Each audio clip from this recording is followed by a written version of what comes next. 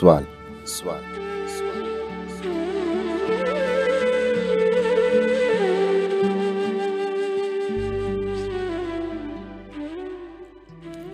اے د جګو غرو خالقه، اے د جګو غرو خالقه، دا وطن کله جوړیږي؟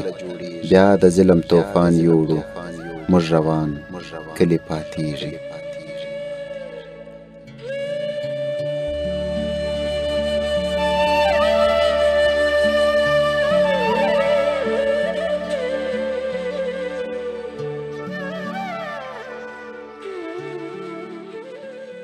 موږ لا اوښکې پاکولې د راپاته یتیمانو،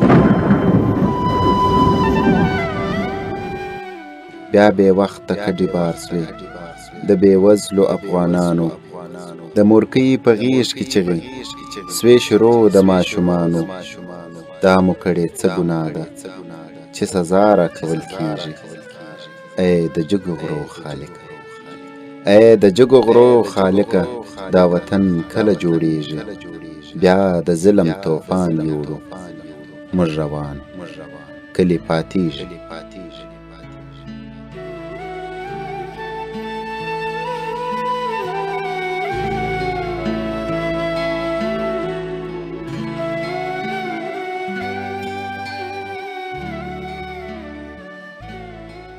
کم فریاد مو در رسیږي ستا د عرش و کنارو ته، څو لاسونه لا کو پورته د رحمت و دروازو ته.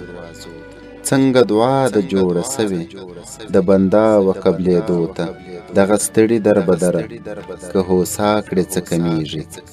ای د جګو غرو خالقه، ای د جګو غرو خالقه، دا وطن کله جوړیږي؟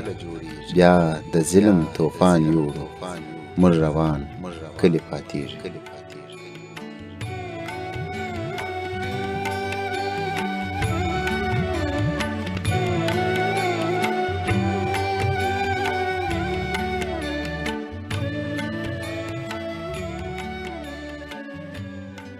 ذوالجلاله روی د هغه ځوان شهید د هدیرې دی، د یتیم د وچو شونډو هر پر هر درته شفی دی.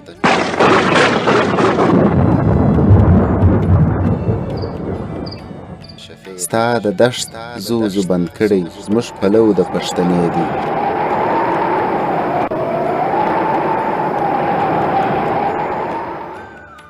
شین اسمان دی ولې پاته لا ولاړ دی نه نړیږي؟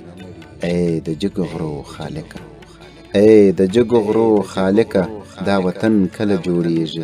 بیا د ظلم توفان یوړو، موږ روان کلی پاتیږي.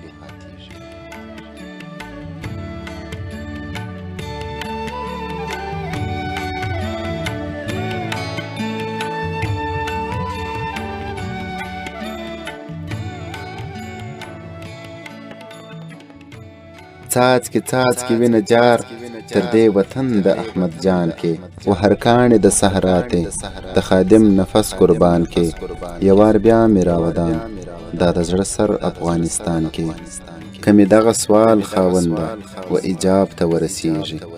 ای د جګو غرو خالقه، ای د جګو غرو خالقه، دا وطن کله جوړیږي؟ بیا د ظلم توفان یوړو، موږ روان کلی پاتیږي.